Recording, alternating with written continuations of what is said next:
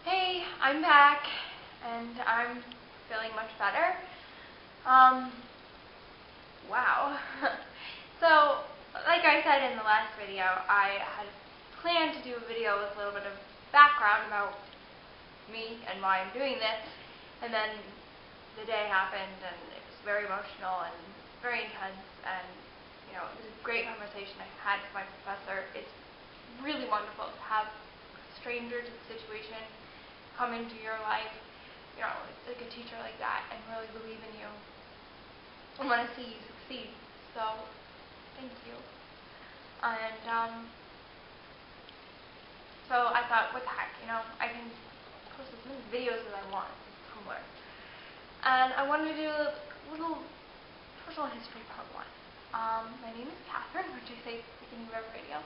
I turned 21 on October 14th of this year, so I'm recently 21. And I was diagnosed when I was 14. My onset of anorexia nervosa was age 11. My parents divorced when I was 11, which had a lot to do with it. And I'm too smart for my own good, so it's kind of a sad thing. I mean, sad in sad senses and sad in pathetic senses. But my parents had this lamp. I don't know if you can see it unmoved. You probably can't. But it's really ugly. And my dad ended up getting it. I just remember them fighting over it. And I remember them, going, being like, this is mine, and this is yours, and I want that, but I want that. And a big argument over the Christmas ornament. And it was so frustrating as a child. I objectified myself for the first time. And it wouldn't be the last time, unfortunately. But honestly, I felt like an object. Like, are they going to split me down the middle and share me? Or who do I go to? And then, you're bouncing between house and house, and suddenly like, okay, I am an object. Throw me in a duffel bag. It was really intense. And thinking, most kids don't identify with lamps and objectify themselves and go that far deep at that early of an age. But, I'm really too smart for my good. So, that didn't help. It didn't help that prior to the divorce, 2 years prior, my closest earthly companion, her name was Anne Marie, calls her Emmy. She's my mom's sister, and God bless her, she committed suicide, really smart, and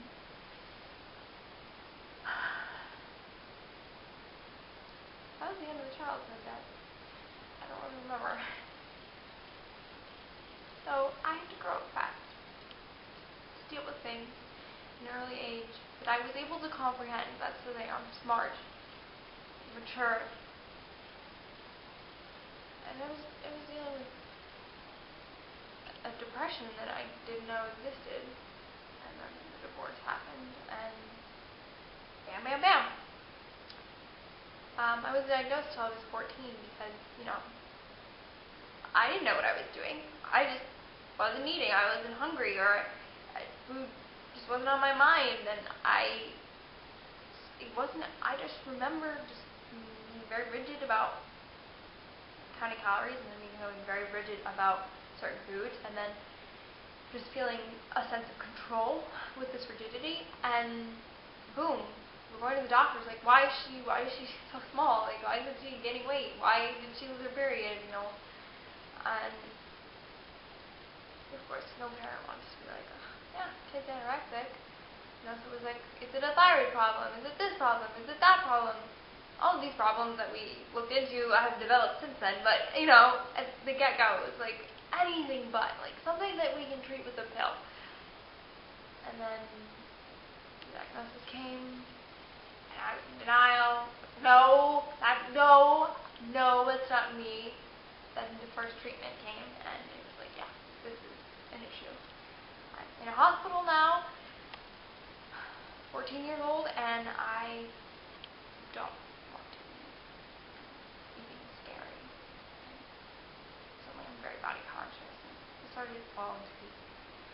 And that's the beginning. That's part one, is a little snippet of part one. And then there's more treatment after that. more things happen to trigger relapses, but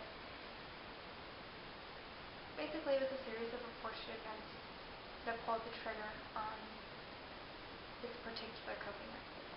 Everyone copes differently. Some people cope positively, some people cope negatively, some people have genetic predispositions to cope negatively. Alcoholism, eating disorders, they're finding a genetic link. Drugs, sex, food, like overeating. So this was just my card that I was dealt, how I dealt with this as a child, and I let it come into my teen years. And I really don't want to take it into adulthood with me. I'm turning 21. You're an adult. You can buy liquor. You can get a drink, and you're the real deal adult. You're legal in the United States of America, across the board. Actually, I got 4 years before I can rent a car, but this is it. So it's time to leave this in the past. So I'll tell you the past, and I'm jet setting into the future. And I want to thank all my followers for their support. I want to thank everyone for reblogging and helping me with the movement. And stick around, because there's a hell of a lot more to the story than this video. There's a hell of a lot more than the 4 videos that we have up. Remember, the rolling credits show all the people that are following me. If I'm not following you back, please ask me why. It might be because I don't find your vlog to be healthy, or it might be because I forgot to press the follow button when I checked it out. Yeah. That's basically all for today. Onset of the disorder, and my mom made turkey cutlets for dinner, and they were fantastic. And yeah, I'm fucking exhausted, so I'm gonna go to bed now. So I did crying today, and eating and crying and eating and crying and making videos and writing my feelings down on paper and food journaling and texting my therapist and being all like, ugh. Up, down, up, down.